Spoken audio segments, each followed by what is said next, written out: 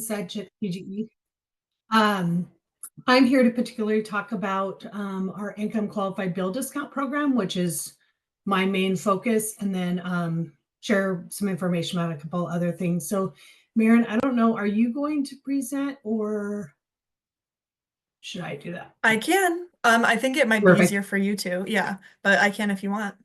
Oh, that'd be great if Okay. I'm not too savvy at doing both. No worries. 1 second.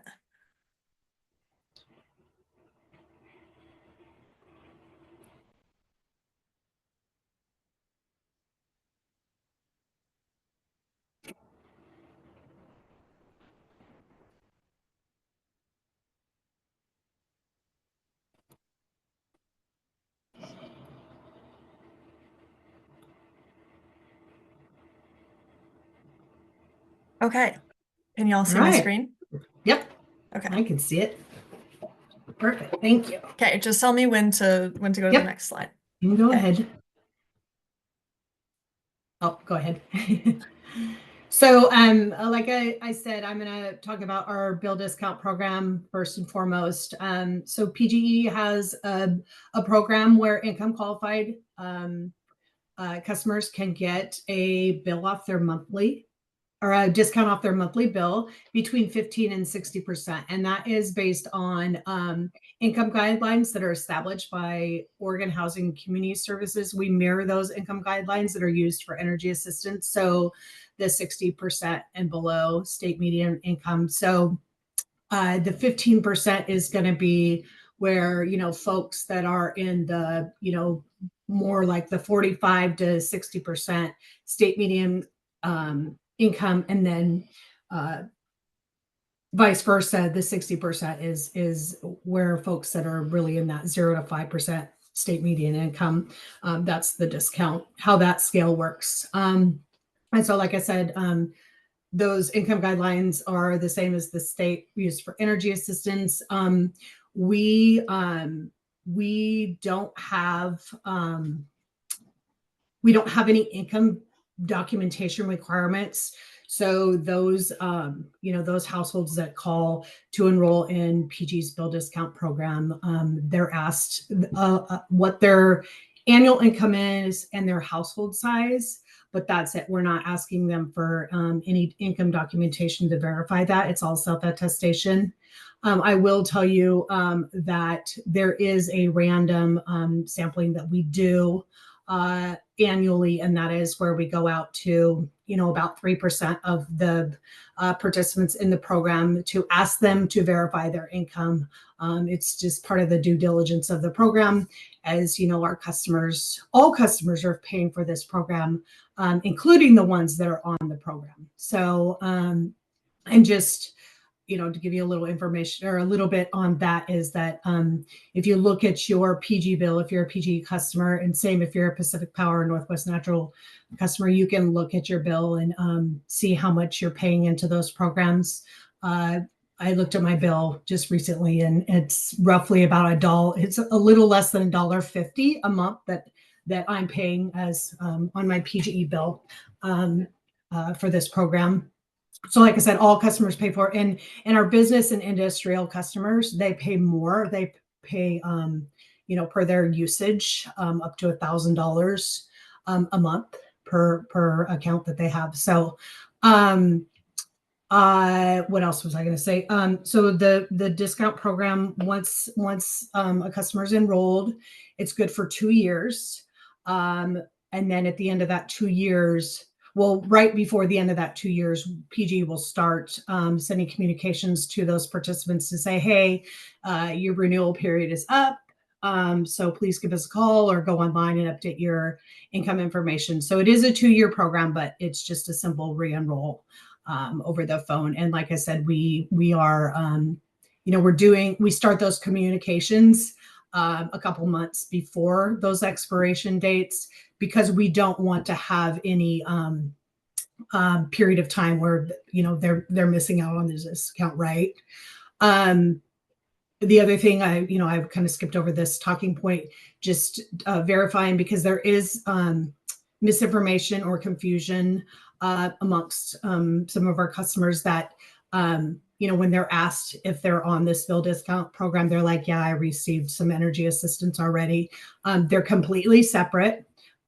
So this is in addition to if a client or a customer has received energy assistance through a CAP agency or another a community-based organization that is helping with utility assistance. So this is in addition to energy assistance or any other programs or help that may be being offered, like a time payment arrangement agreement at PG. And so, excuse me, I'm sorry.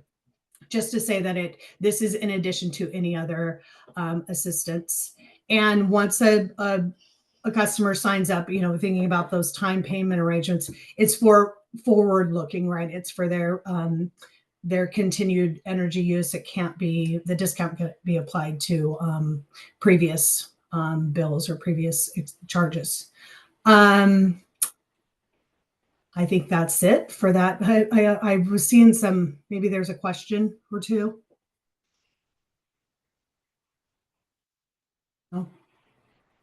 I think if we could just do questions like at the Okay. end, then that would be wonderful. Okay. Yeah.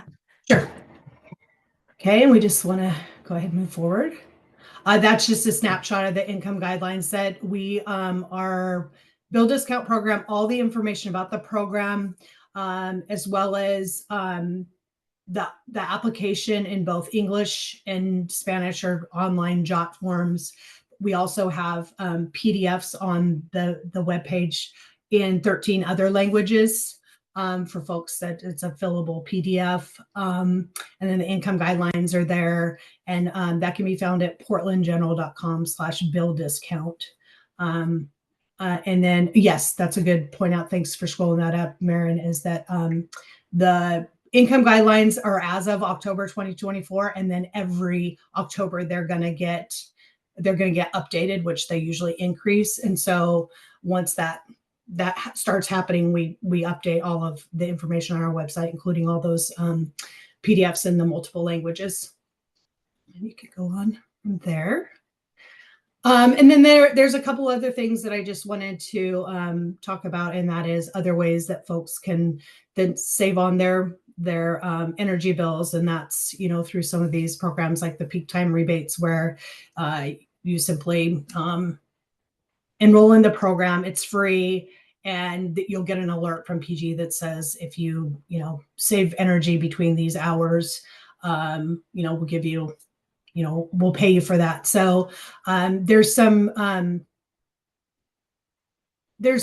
love and hate for this program. I will say it's only about I think 10 to 12 times a year, and it's on either really hot days or really cold days where we want to help the system, or we want to help our customer, or we want our customers to help us with maybe some demand on the power grid when we're in those extreme weather days.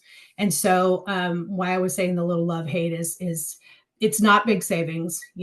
Folks will do their due diligence and save energy during those hours. I know that I do.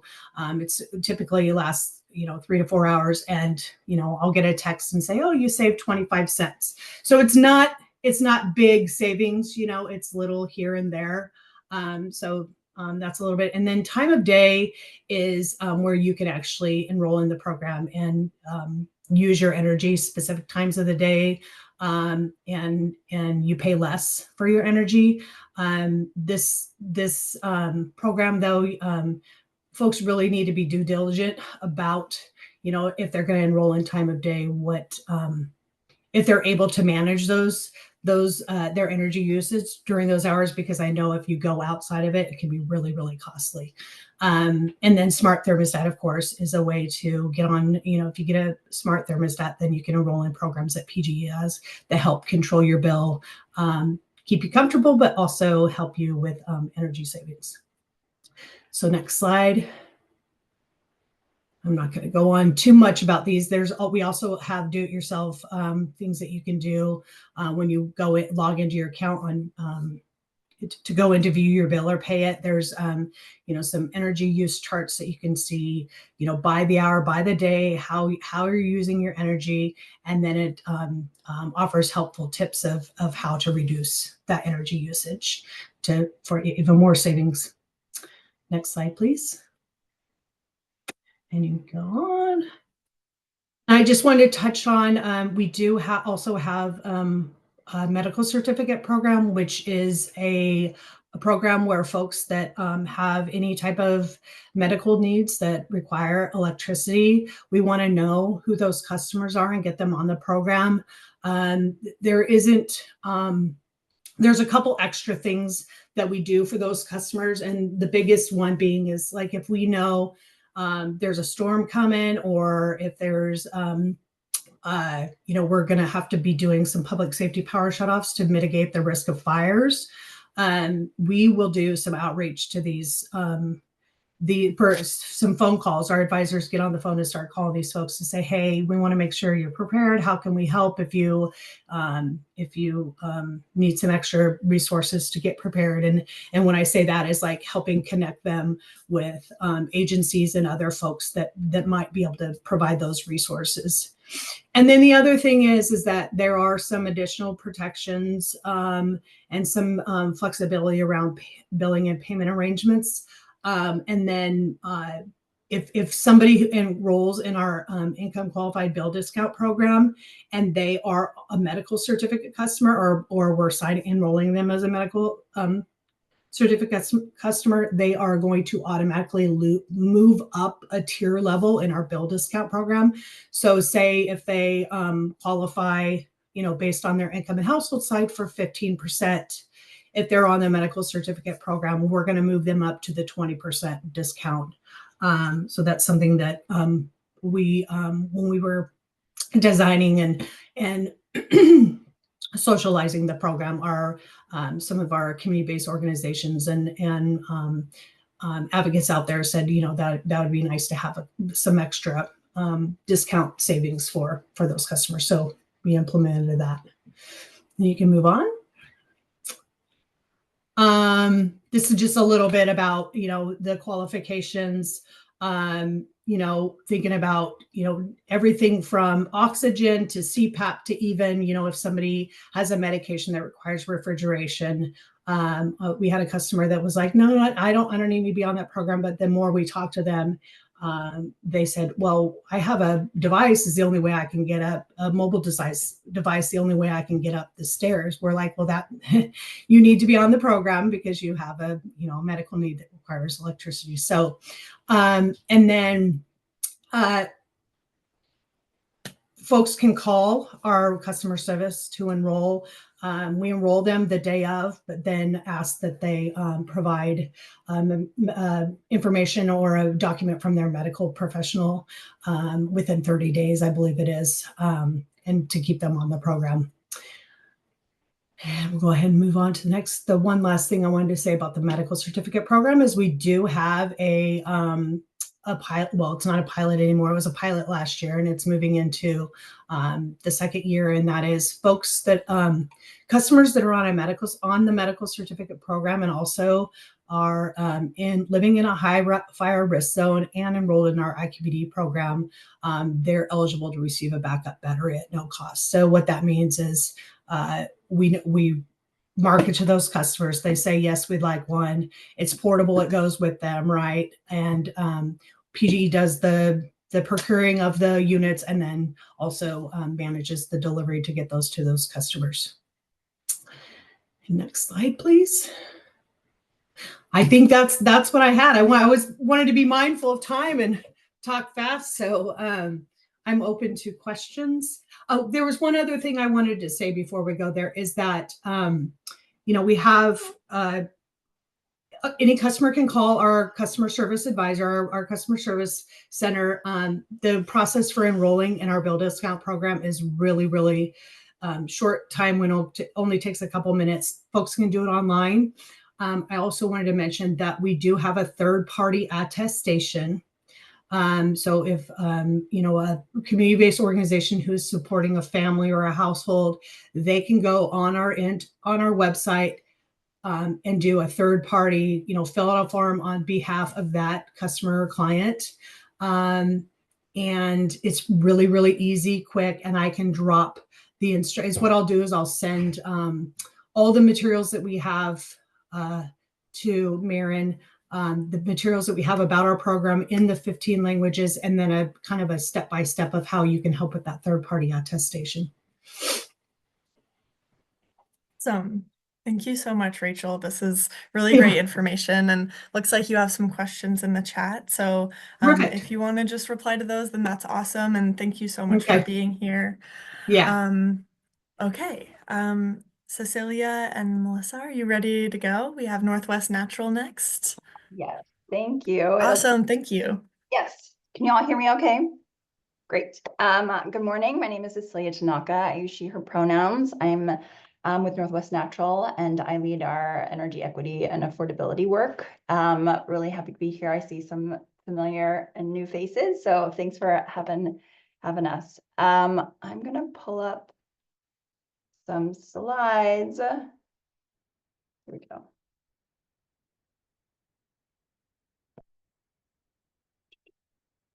Okay, great.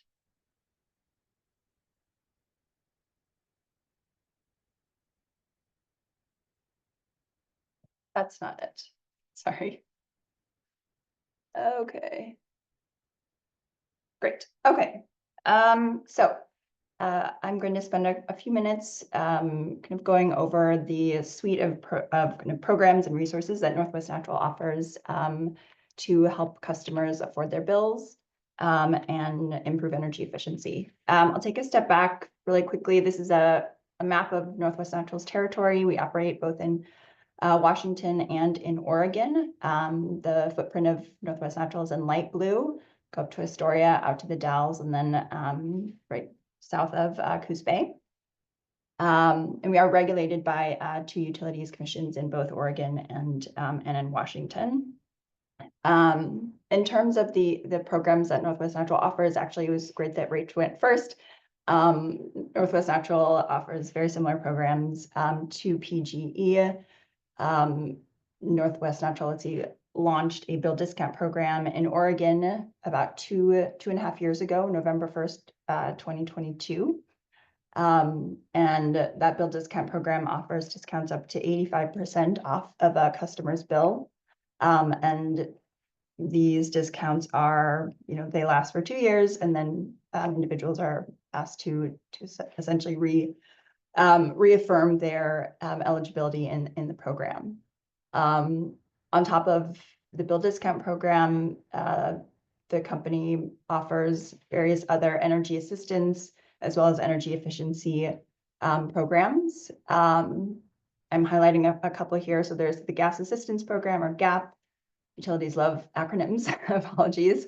The Oregon Low Income Gas Assistance Program, or OLGA, and then LIHEAP. So, and LIHEAP is right at the federal level. And so importantly, the Gas Assistance Program, OLGA, and the bill discount programs that Northwest Natural offers are outside of whatever happens at the federal level. There's been in the last couple of weeks, essentially the entire LIHEAP program and staff have been basically removed from the department. So that is creating obviously a lot of kind of question marks as to the future of this program.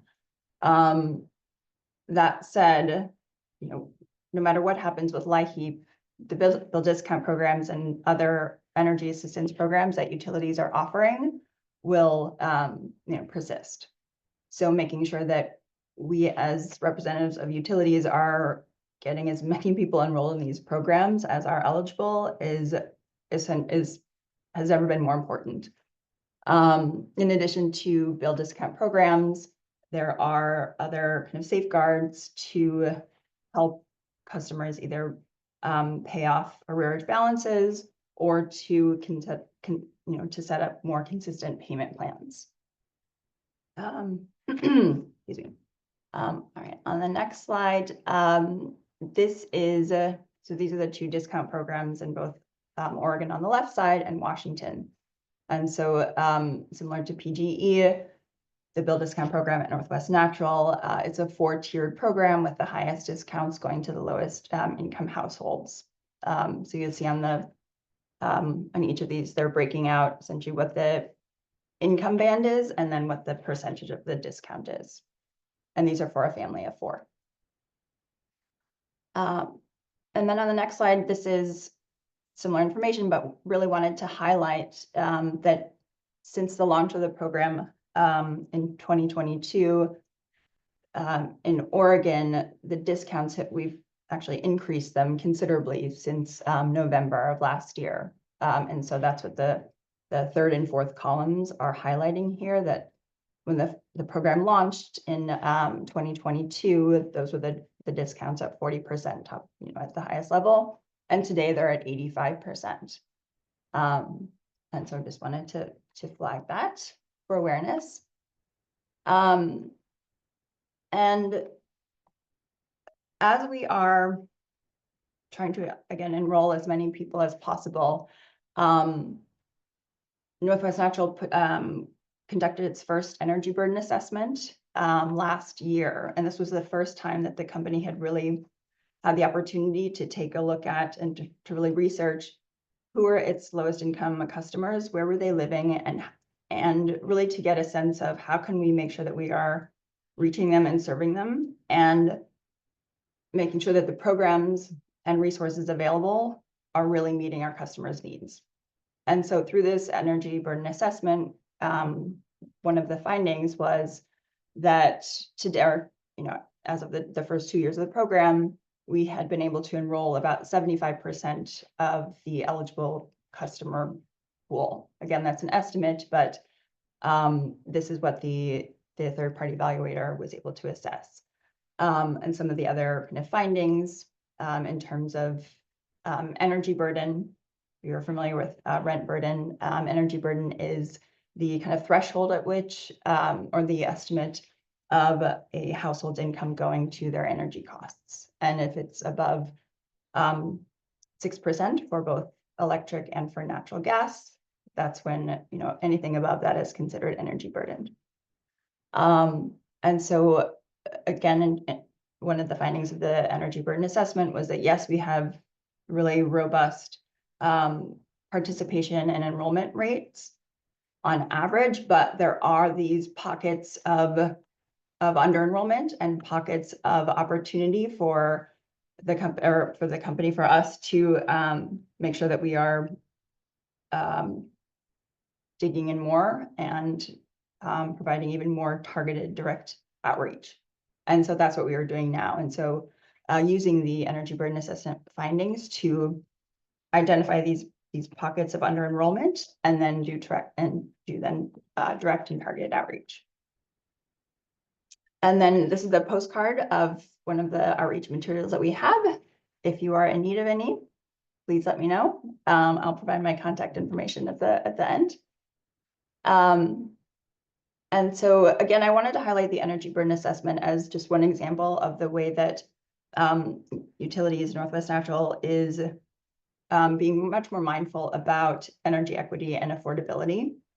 And so part of that, actually, we're in a really important spot in this process right now about energy planning. And so, like, how do utilities plan for our customers' need for energy and the demands on those requirements? And so part of this process, public participation has always been part of this kind of standard energy planning process, but for our upcoming integrated resource plan, we are really enhancing that. And so really trying to bring in more voices to this process and this awareness that this is actually happening. And so did want to highlight that, and then have a couple of examples of really how to get more involved. In fact, we had our kind of a pilot event last November. Reach from PGE was there, the Water Bureau was there. There were about, I think, 40 or 50, organizations represented at this tabling event hosted by CSN. Thank you. And this part of this was really to raise awareness about the energy planning process, but incorporate that information into a community resource fair. And so our next event coming up is in Vancouver in early June. And then there are a couple of more links on this slide where you can kind of learn more about the energy planning process and how to get involved. And that, I think, I know I went through those really quickly. I will stop sharing for the moment so that I can see my screen. There we go. But yes, I don't know if there are any questions, but I'm happy to provide my contact information and just appreciate the time. Awesome. Thank you so much. That was really cool to see all the breakdowns. And yeah, if anybody has any questions, please put them in the chat and try to tag Cecilia so she can get notified that she has those questions. And thank you so much. Next, we have Portland Water Bureau. So that could be Penny Milton, Kenny Scott, or potentially there's another Marin out there. It's me. My name is Kenny Great. Scott. Can you guys hear me out there? Yes, thank you. Perfect. I'm sorry. Let me get this settled. It's great to be here today to talk about our program. We manage the financial assistance program here at the Portland Water Bureau. If you don't mind, I'm going to turn my screen off so I don't look crazy while I'm reading. Thanks. All right. And we have a small team, a mighty team. It's 3 of us that handle the financial assistant discounts here at the Portland Water Bureau. Me, myself, I'm Kenny Scott, Anna McDonald, who's one of our coordinators, and then also Rita King. We also have Marin on the call who will go over another part of our program, which is our leak assistance program here shortly. So one of the problems that we're trying to solve is that we do know about 95,000 Portlanders are living in poverty and receive public assistance. Out of those 95,000, 12,000 of those Portlanders are eligible for water disconnection throughout the year. And so that's the main problem that we're trying to solve. We do believe that water is a human right here at the Portland Water Bureau. And so we want to make sure that every Portlander is able to receive affordable water. And so this is the suite of the programs that we do offer. Our bill discount program, which is available for all of our customers who are income qualified.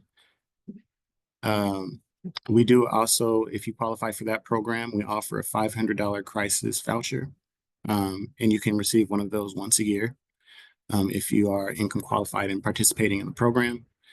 We also have our leak and fixture repair, which Marin can speak on here in a little bit. We have our Clean River Rewards program, which is not income-based, and that goes through our Bureau of Environmental Services. That is for our stormwater part of the bill for customers who have different type of systems on their property that divert the water from going into the stormwater system. And of course, we offer free water conservation information and devices. So what we do, on average, our discount on a bill, if you qualify, is about in between 50 and 80% of a discount. It's actually a flat rate, but it's calculated depending on your water usage. But we do have 2 different tiers. Our tier 1, you're going to get about a 50% discount on your water bill. Tier 2, you're going to get about an 80% discount. And then I've spoken about our crisis voucher that you can qualify for. We also have our RAMP multifamily program. That program is a pilot, and that is extended to multifamily households that are income restricted that apply once a year, and there's a discount that is applied to the overall water bill. What we do there is we work with the owners and the landlords to assure that the customer is, or the tenants are going to see some savings. There should be some sort of improvement on the property. It could be something like, hey, you know, did you use that savings to have extra security on the property for multifamily units, or did you put a laundry mat or a laundry room into the apartments? We want to make sure that there's some benefit being extended to the tenants. It's one of our a pilot that we're really trying to monitor, because we do understand that multifamily is one of the overlooked aspects of our program. So we're trying to figure out some ways to reach those folks. And if you do qualify for financial assistance, again, you do qualify for our leak protection program. And then we do offer referrals to other utility assistance services, like some of the folks on this call, just to make sure that we're being holistic about the offerings that are out there for utility customers. Last year, we administered about $9 million worth of discounts, and that was for single family. We did about $4 million worth of discounts for our ramp customers, our multifamilies, and we're going to do we're on track to do about 11 million this year for our single family customers. So our application process, we receive the application in different ways. You can fill out an application online. You can fax one in. You can mail it in, a paper application, or you can walk it in. We do have a storefront here at the Water Bureau that you can walk in an application, and one of our coordinators can actually help fill it out if there's a language barrier there, or some other barriers there that we can help a customer with. After the application's received, we go through the financial need verification, just checking to make sure that they are income qualified. And then we do reach an approval decision. Now we are looking at, we do use categorical eligibility for most of our customers. If we get to a place where a customer it states that they're receiving no income, we do have to do a little bit more of investigation to see how, you know, they're paying for anything else, just to make sure that we're doing our checks and balances. The reason that is because the money that we receive is all ratepayer money. That's how this program's funded. And so there we have to make sure that we're being good stewards of those resources. But some of the things that we look at to look for categorical eligibility is if a customer is on TANF, if they're receiving Social Security income, on SNAP, if they're receiving a LIHEAP from PGE or another utility, and other low-income programs.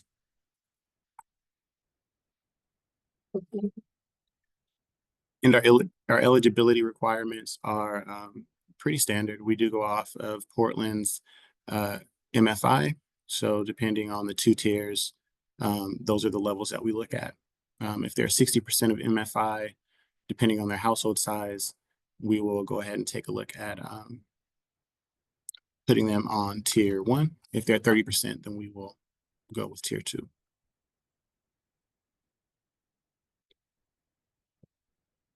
And so our program is looking at trying to expand. We want to expand from just being known as a low income discount program, and we would like to become a moderate to low income discount program. Again, we believe that water is a human right, and so we want to make sure that we're able to get discounts to as many customers as possible. And so we're piloting what's called a smart discount program.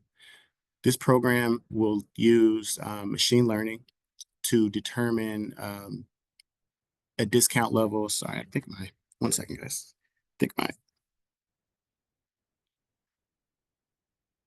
Can you hear me okay? Yep.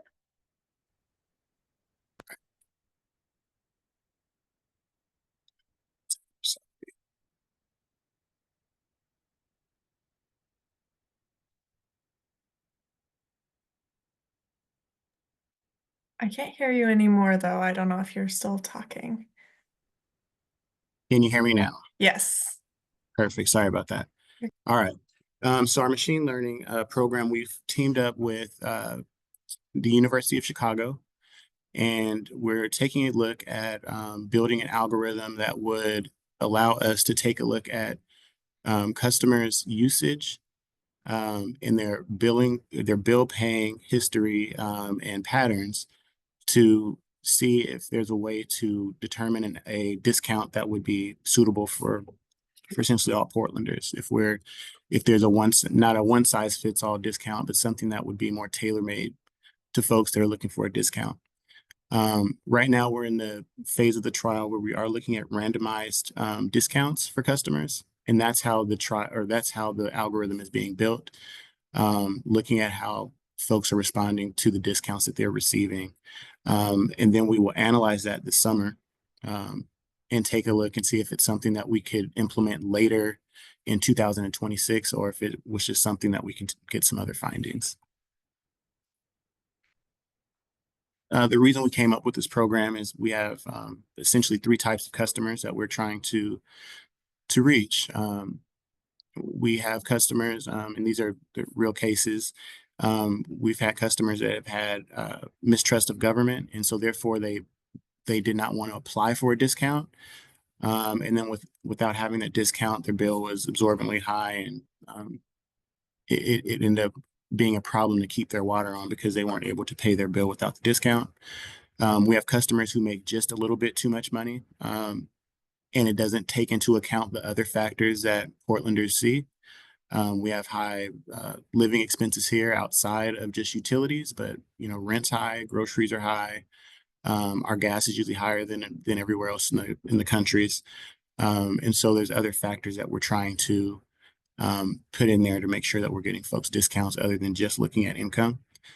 And then we have families who are, again, they're different barriers that they're experiencing. They have multiple dependents, and the dependents have things that are costing money. And so we want to make sure that folks are able to live and and have water without having to be burdened by their water bill. And then here's some of our water efficiency resources. Marion, if you wanted to speak to that, you could definitely speak to the water efficiency resources. Hi, everyone. Sure, I can touch on this a little bit. Thanks, Kenny. So hi, everyone. My name is Marin, actually, but it's great to meet another Marin, Marin or Marin out in the world. So it's nice to meet you and great to be here. So we also offer, as Kenny was touching on, our financial assistance and discounts, but we also offer other benefits that are available to everyone, whether you qualify based on your income or not. We offer rebates for WaterSense labeled toilets. If you're thinking about replacing an old toilet with a new efficient model, then you could qualify for either, it's currently set at a $50 rebate or $100 if you're a member of the financial assistance program, but we're probably going to be raising that amount in the near future. So stay tuned there. And we also offer rebates for irrigation controllers and sprinkler nozzles that are WaterSense labeled, at least for the irrigation controllers. So we have more information on that on our website, but everyone qualifies for our rebates. And we also offer, Kenny, would you mind going back really quickly? I'm sorry. Yep. We also offer free water saving devices. So we mail out efficient shower heads, faucet aerators, toilet leak detection tablets, and more. And you can customize your kit online or just give us a call or send us an email and we can mail those out to you. So that's another great resource. And they're free to everyone and you don't need to qualify based on income. So if you just send out a request to us, we'll mail them to you. So that's another good thing to know about.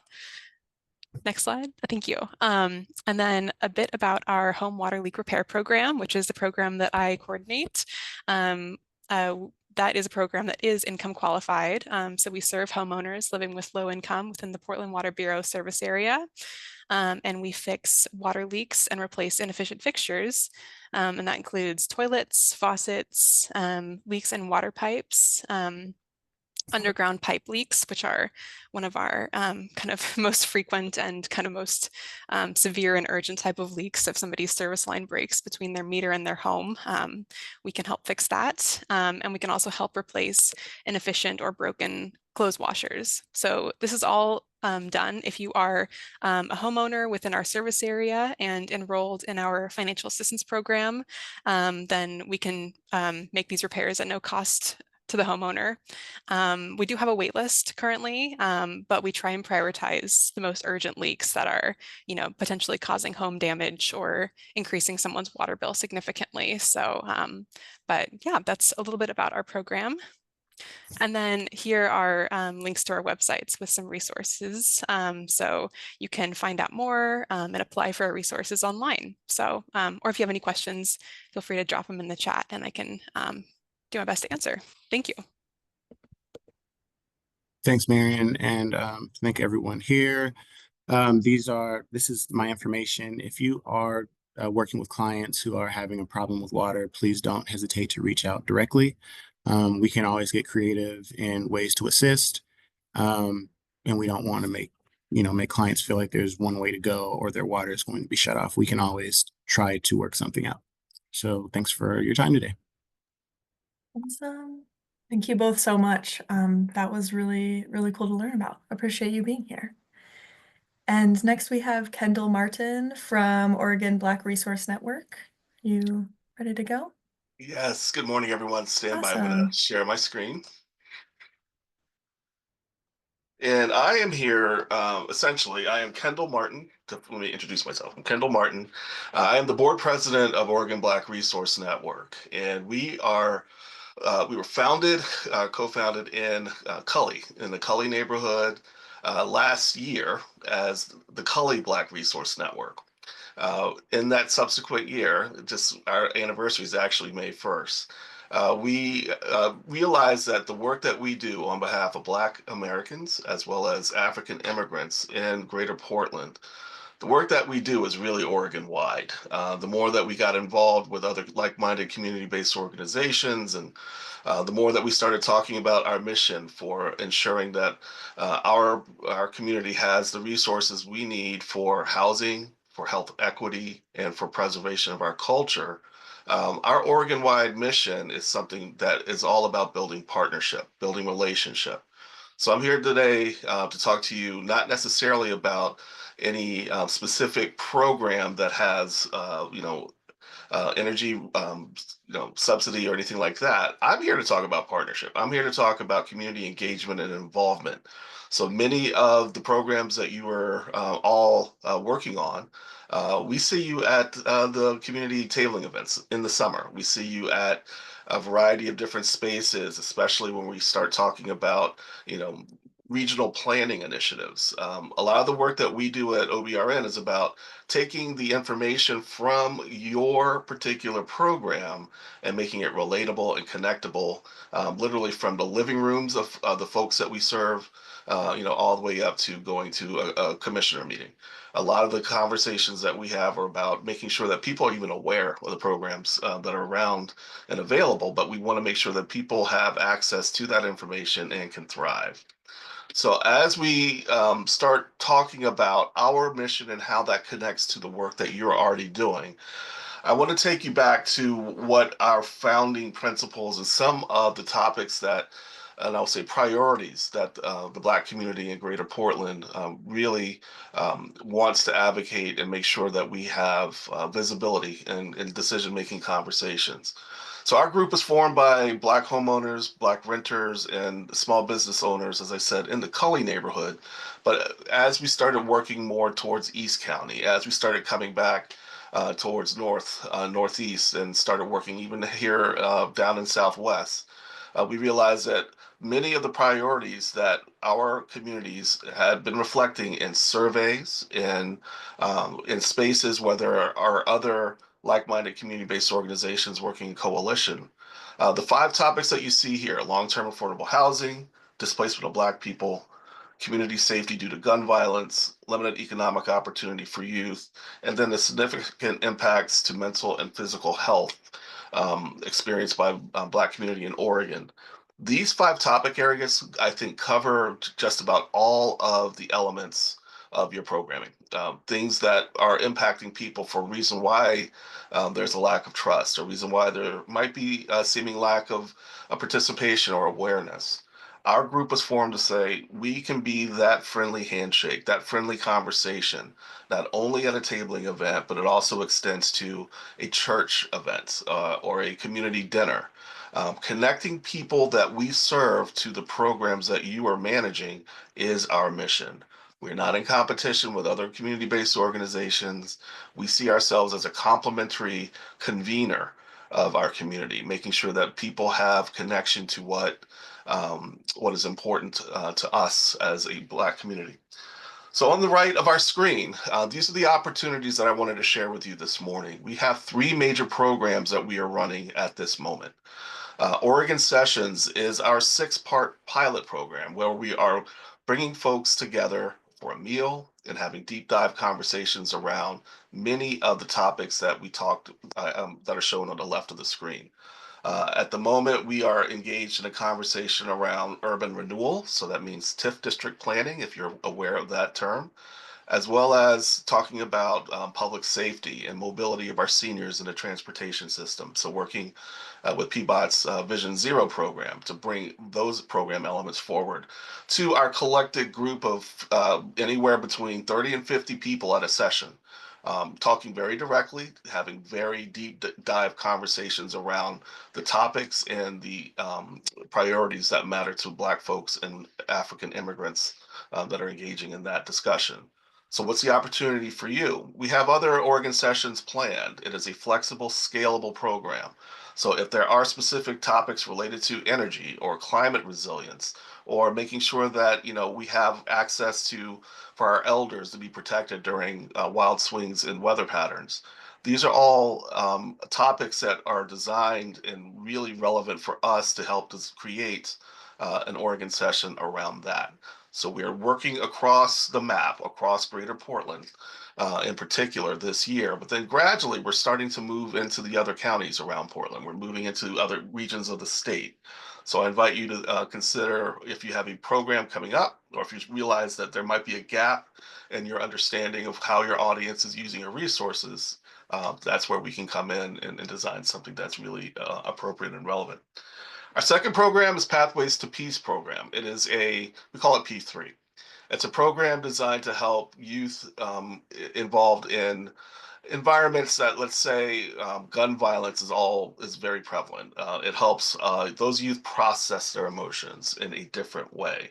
We're using that program as a way to, create an environment at a theater. So using theater tactics, using creative tactics, using art as a way to help de-escalate and help um, move the concept of, if someone is going through a situation, rather than lead towards some violent outcome or some interaction with law enforcement, it is something where let's find ways that we as community members, we as connecting those youth to our elders, have a way to de-escalate.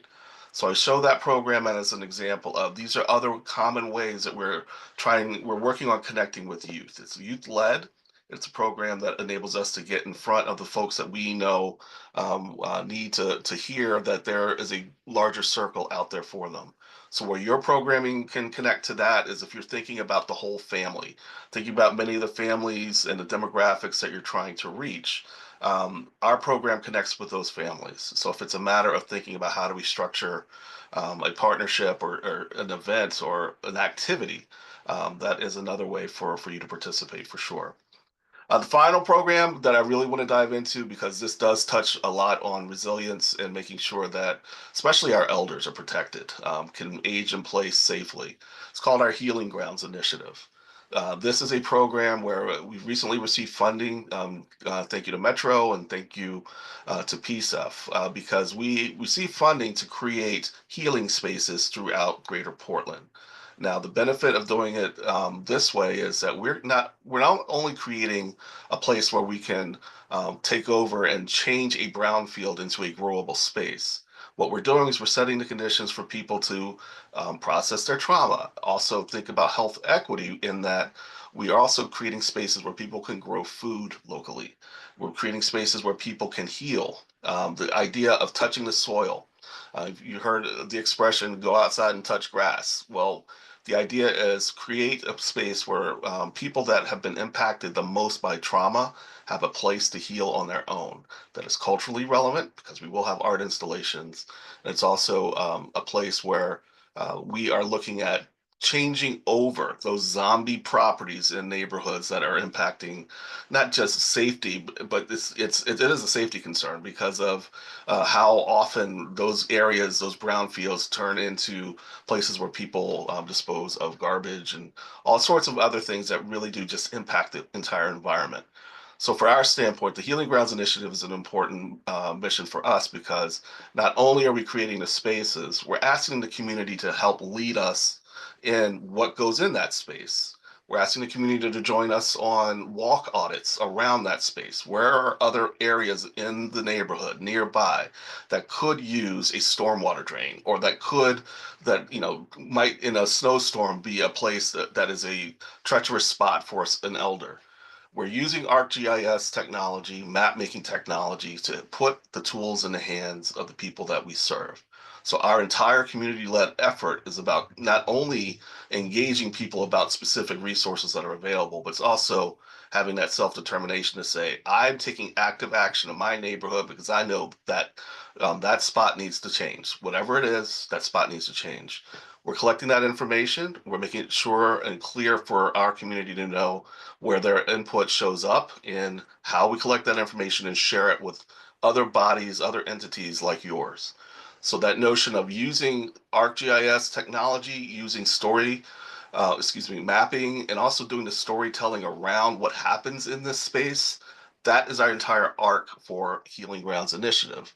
Where you come in is if you have specific areas of the city where you know that we've got this online survey, but we're not getting a whole lot of hits.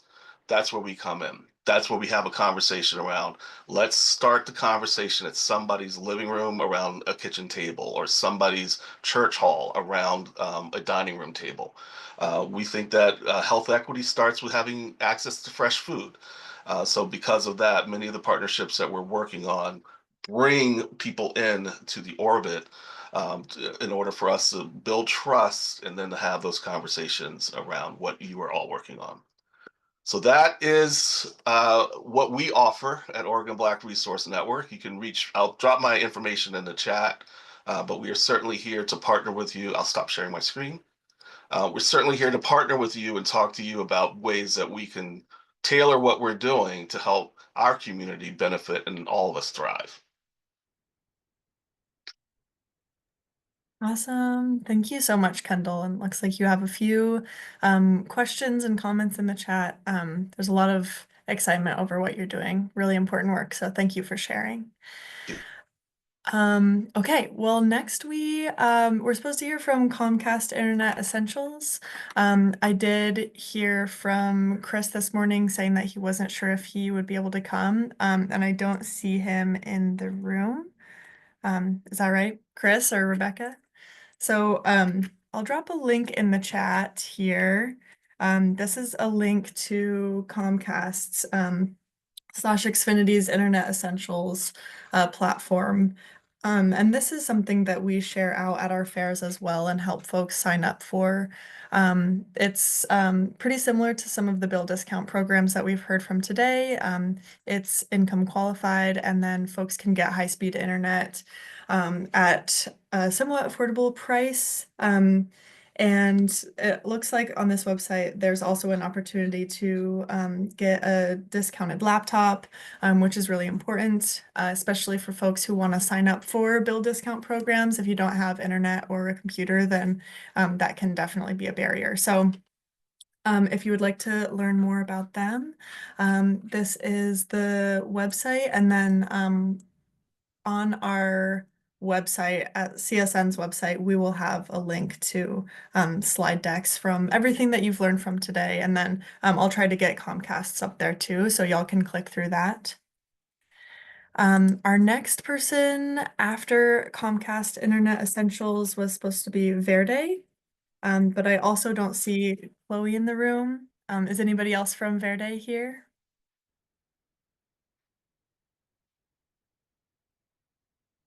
Okay, cool. Well, I definitely have the slide deck for Verde on our website if you want to look through that. And luckily enough, I've done a spotlight video with Chloe. So I'll post a link to that so y'all can see a little bit more about their program. One of the programs that I think Chloe was going to talk about was their ductless heat pump program. And this is something that they're giving out to low income folks and really helps them with their energy bills. So if you want to watch the spotlight video that I made for them and get a little touch point on that, I just posted the link in the chat. Um, and I think for the rest of the time here, if anybody has any questions for anybody in the room that they didn't get a chance to ask in the chat, now would be a wonderful time to do so. And we'll just kind of leave this open for y'all to ask anything that you want, say anything that might be helpful for this group. Yeah, Rachel. Yeah, I just wanted to mention that I'm going to drop a link in the chat of where folks can request for PGE to come table at an event to talk about our bill discount program and enroll customers right on the spot. So I just wanted to mention that. I'm going to drop that in the link or in the chat. Awesome. Thanks. Yeah, so open floor. And thanks everybody so much for being here. I'll also drop a link to our survey for this session. Would love to continue to learn from your experience and improve. So if you could fill that out and just share the value of this session to you, that'd be awesome. And yeah, would love to hear from you now too. I have a question. Yeah. Hi, I'm Nicole. I'm the social worker at Whitman Elementary School.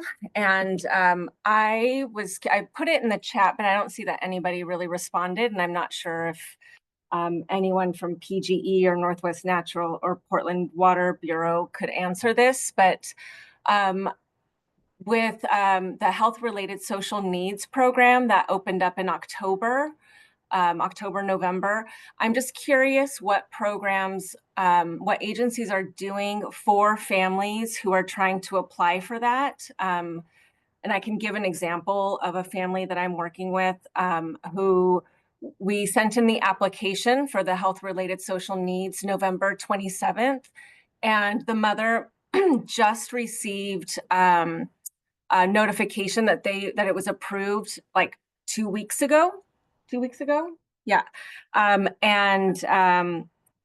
a long period of time to be in crisis and to wait for a program that I knew she would qualify for, but just because I, as the school social worker, knew that, it doesn't help agencies understand that when there are shutoff notices or when things do get shut off, like water was shut off in December, we ended up getting that paid for. She applied for the low income, did all the things.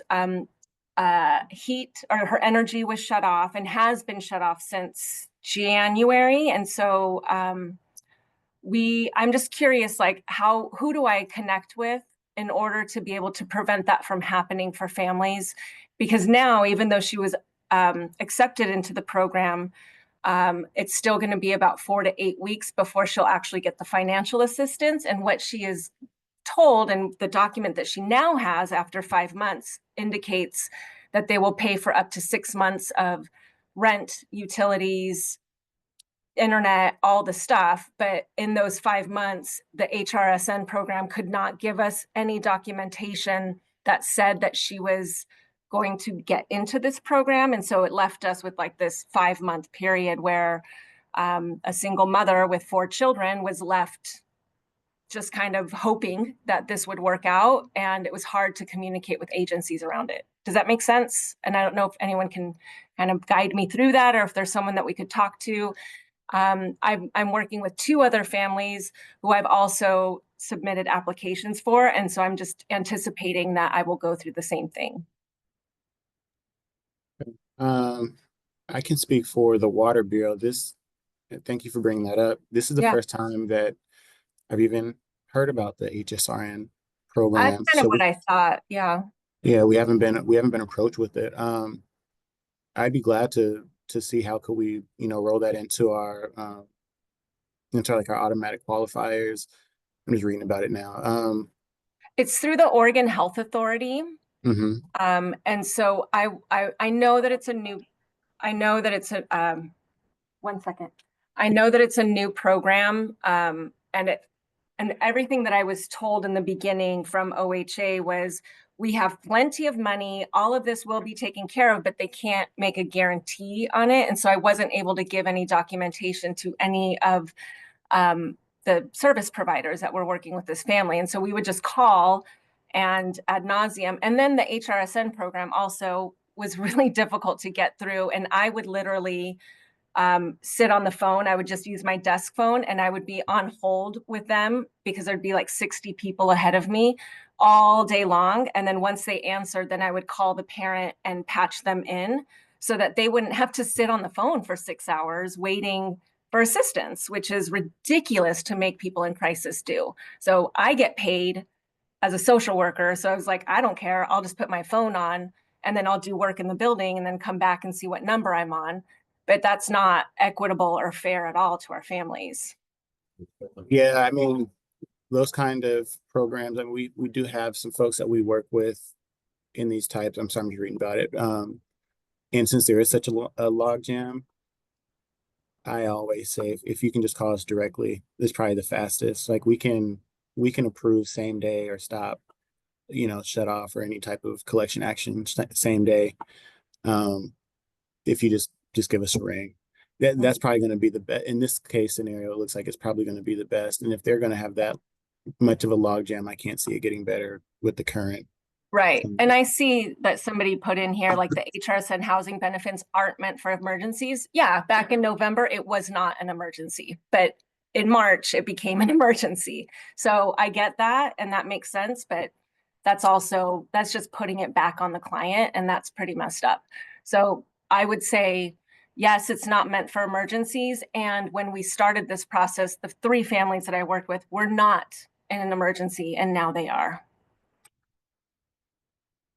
But I'll reach out direct. I mean, that's what we were doing, is reaching out directly to providers and then also to the HRSN program. I was just hoping that perhaps OHA would have reached out to every agency and said, hey, we're doing this. How can we collaborate together? Like, have something like this. How can we collaborate together to get all this information out there so we can all be connected and have some mutual aid in an environment where things are just not great? So thank you. That's all. Nicole, I know it just sounds. Sorry, Yeah. did you share that with OHA or with Health Share? Yeah, we submitted what is that called? Oh my gosh, like a complaint. Yeah. Okay. So the client, the parent's actually here with me now. She just happened to come in to work on some stuff, but we submitted a grievance. Good. Yeah. That the more we can do that. Yeah. I can't say anything else, but yes, that's good. Thank you. Okay. Thank you. This was really helpful, by the way, and I would love to see more of this because this is exactly what social workers need, is to have just more of this information sharing. And so I really appreciate this. This is probably one of the first learning sessions that I've been to that is put on by lots of people that I actually feel like I got a lot of really great information. So thank you so much for putting this together. Great. Thank you so much, Nicole. And Stephanie in the chat looks like can maybe relay some direct information to OHA in case that's helpful. Yeah. Thank you so much for sharing. And I'm sorry that you've been through it. Rachel, do you have something else? Yeah, I was just going to add to that, Nicole. As you know, there are other resources, so I would just mirror what Kenny said, is calling us directly, because there may be some additional resources to help with utility bills and in the interim, right, while waiting for those funds or for that approval. So we can talk offline about, connecting with utilities. But that's, I would say, first and foremost, probably the same with Northwest Natural, is call and make those, have a conversation and get those resources. Okay, we're still waiting for PGE right now. So if you do want to have a conversation, that's something that's shut off right now currently in her home. So I can't, but if she could call PGE directly, there are things that there's resources that we can do to help. And I would encourage in the future to make sure call us, because we can help in the interim, in those months. We've called. Thank you. Yeah. Thank you. Thanks.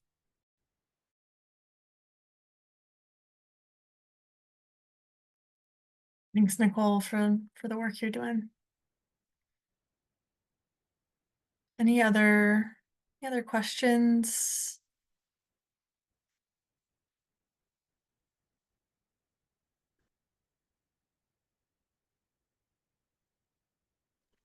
I don't have a question, but as a family advocate with LifeWorks Northwest Family Support and Connections, I just wanted to say, Nicole, I see you. We go through it too. It's not just you. It's not just your families. I would say, like, in my experience as a family advocate, the best thing you can do is just escalate, escalate, escalate. As soon as you reach a human, I want to talk to your boss. I want to talk to your boss's boss.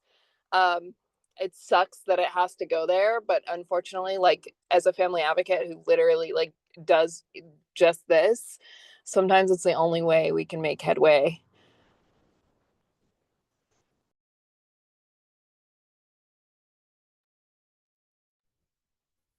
Thank you, Maya, very much. And real quick, I don't know if all the presenters shared their emails. Did they share their emails in the chat? I was looking back through it. Just want to make sure that way, if you're getting potentially stuck in your path, maybe you can connect with one of the presenters today and they can help guide you at least. I know with some of the bigger organizations that can be challenging, but it's always helpful to have a human with a heartbeat.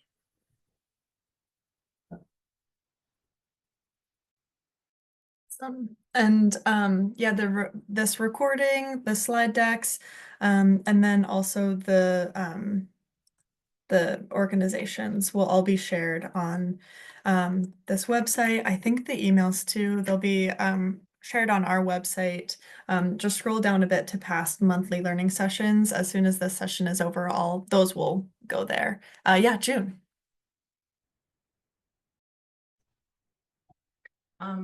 I'm sorry, I just wanted to share, invite everyone to Rosewood Family Health Center's health fair. That's going to be on June 4th.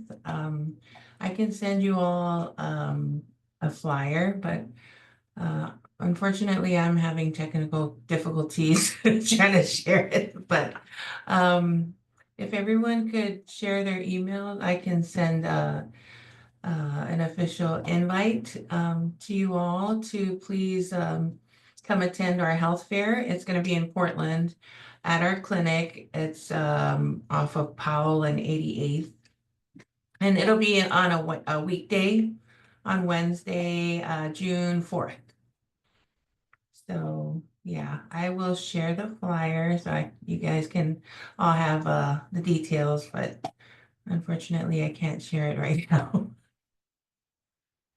But thank you. And June, if you email it to me, I can share it out in our newsletter as well. So everybody, if you're not in our newsletter, please join. It's at the top right of our website. Join us, and then you'll get invites like this, or at least a list of calendar events. And I also wanted to say that I also come into that issue with families not getting the immediate assistance, because we do work with a lot of flex fund applications and health related service needs applications for our patients who are low income. And yes, the patients that did apply back in November just got funding for their rental assistance, utility assistance, but yeah, we just keep reminding them to please be patient, reminding them to please be patient. It's a lot of people are just applying for that funding because that's all that's out there for rental and utility assistance for our patients. So yeah, but we're all in that predicament, and we're all just trying to help our patients and our clients as best we can. But every day I'm on that phone following up with Health Share Care Oregon, Trillium, just to push their applications through. But yeah, it's just a waiting game. Thanks, June, very much. Can I get just, for those of you who are on and available, a show of hands of folks who are currently helping community members through the HRSN benefit? Just raise your hand. Okay, couple folks. Okay. Awesome. Okay. And has it been a struggle? Yeah. Mm-hmm. Yes, if I can speak for just a little bit. Hi everyone, I'm Joyce and I'm from the Coalition of Community Health Clinics. I have a community member who through OHSU had applied for housing supports through the HRSN portal, the 2-on-1, I think. And they got approved for support back in November of 2024, and they still have not heard anything to this day.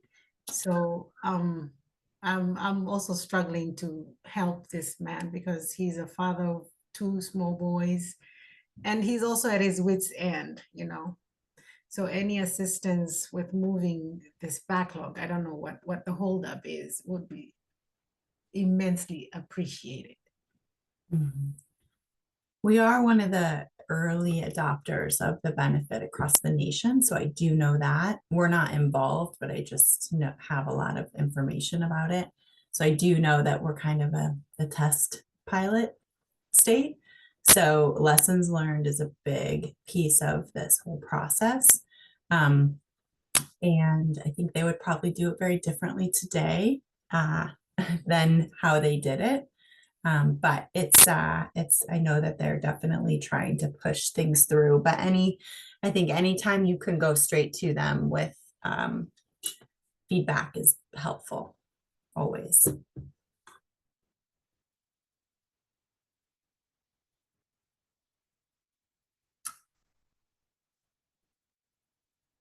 Okay, well, I'll hang out for a little bit longer, and anybody else who wants to can feel free to. But yeah, I really appreciate everybody taking time out of your day to be here.